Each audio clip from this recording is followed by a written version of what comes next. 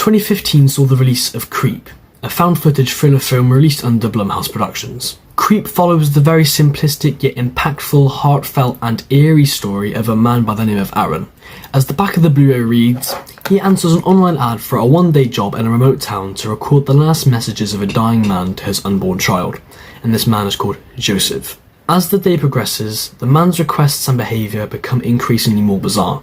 So yeah, very simplistic, very straightforward, but the way the plot unfolds through a mixture of bonding, alienation and personal friction, this film was able to really be effective.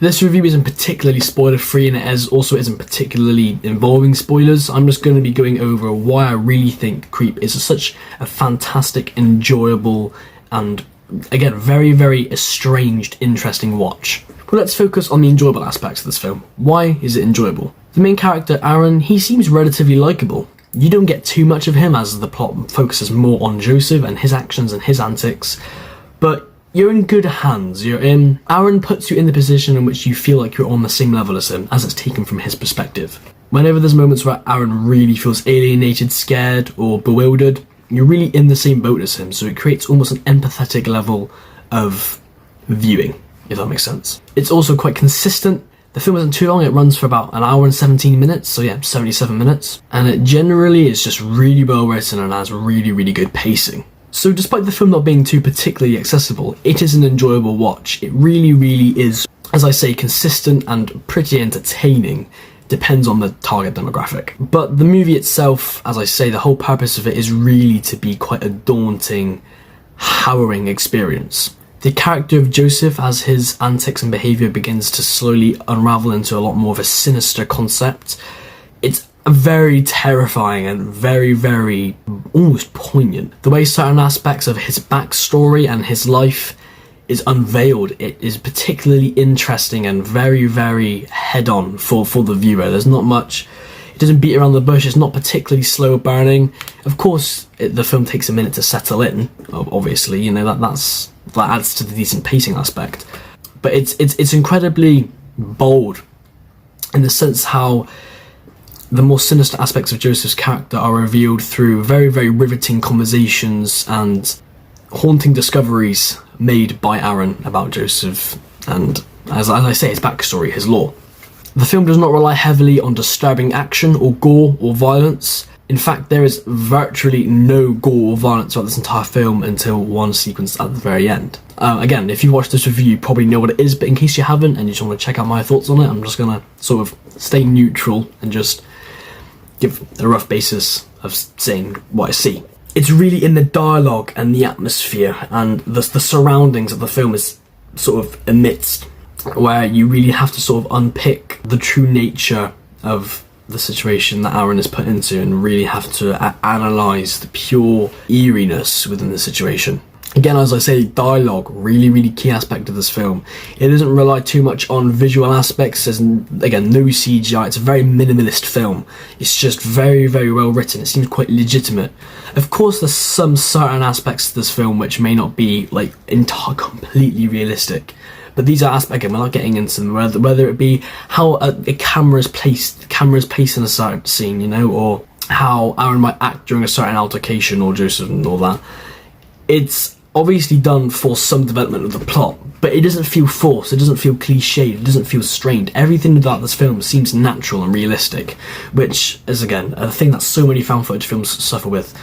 Obviously, among loads of other aspects, that's what a lot of found footage films can suffer with, but this film really shies away from those tropes, from those cliches. And to top it off, both performances from Aaron and Joseph seem very legitimate, very real, and very convincing. Again, they're the only two characters in this entire movie, apart from one sequence where Aaron speaks to someone involved with Joseph on the phone. There is nobody else in this movie apart from them two, so you really have to sort of get involved in these characters, and their performances are just stellar. In certain points you can genuinely sense Aaron's fear in the latter act of the film, and Joseph is able to not only gain sympathy from the viewer, judging by his facial expressions and mixing with the dialogue and the gestures he uses, but the absolute eeriness he's able to emit from the screen is terribly impressive. So overall, Creep is a great found footage film and stands out for me as one of my absolute favourites. And I always thought it was decently underrated. It got the recognition it deserved. Obviously it had mixed views because that's essentially what's going to be like for every film in this day and age. You know, not everyone's going to love it. But it's a really enjoyable film, and I'm very, very, very honoured to have this really, really cool Blu-ray edition, which I will unbox with you just now. So Creep is a very, very enjoyable and thought-provoking movie. Really, really good. Sticks in your mind after you watch it for a while, and it has so many amazing natural elements of film and clever thinking which really glue all the sequences together in pacing and acting. So yeah, that's my thoughts on Creep. I'll quickly unbox the Blu-ray, and yeah. Here we are then, friends. Here is the new Blu-ray. This was released as part of the Shutter series sometime last year. No, it was early this year as a part of the film's 10th anniversary. It was also a lot pricier, really good like box set, which I'll show on the screen right here, which I would have loved to have invested in. Obviously, I'm not particularly, you know, but I would take a bit. Alright then. I haven't fully been quite focused on getting that yet, but I'd love to at some point. I'm just really happy to finally own it on physical, as the standard DVD itself is also quite a decently pricey purchase.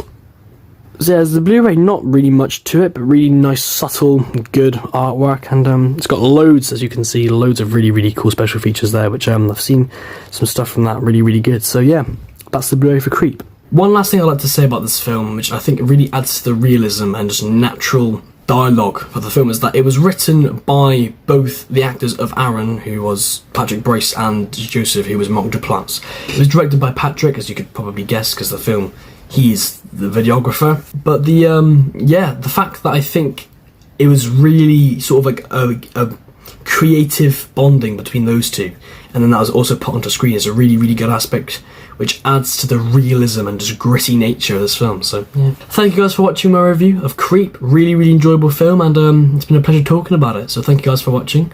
Have a wonderful day, and take care.